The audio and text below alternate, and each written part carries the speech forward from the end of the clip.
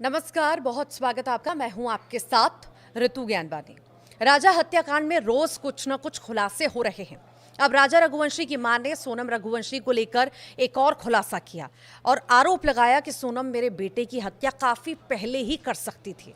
उन्होंने बताया कि उससे कोई तांत्रिक गुड़िया दी गई थी, तभी से वो बदला सा नजर आ रहा था। उन्होंने मांग की है कि राजा को न्याय मिले और आरोपियों को कड़ी से कड़ी सजा दी जाए। तो वहीं राजा के भाई ने सोनम के परिवार का नार्को टेस्ट कराने की मांग की है और कहा है कि वो इसके लिए हाई कोर्ट में अपील भी करेंगे। राजा की मां ने कहा कि सोनम और राज ने अब पुलिस के सामने अपना रिश्ता कबूल लिया है, तो पहले ही शादी के लिए इनकार कर देती, फिर राजा को क्यों आखिर मारा, मुझे मेरे बेटे से अलग क्यों किया। लेकिन सोनम और राज आज भी साथ हैं, फिर चाहे वो जेल में ही क्यों ना हो। मेरा बेटा तो चला गया, शादी के बाद भी अगर दिक्कत थी तो राजा को छोड़ देती और उसे बख्श देती।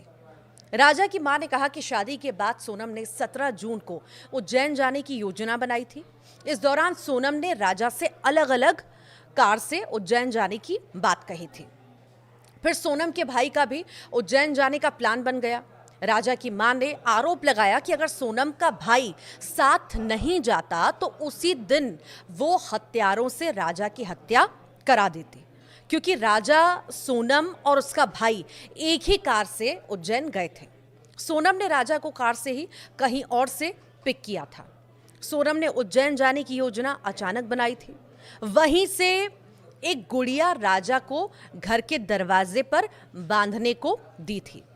आरोप है कि उज्जैन में राजा के साथ कोई तांत्रिक क्रिया की गई थी। जब से वो उज्जैन से लौटा था तभी से बदला बदला सा नजर आ रहा था। सोनम का कहना था कि उस गुड़िया से घर पर बुरी नजर नहीं लगती।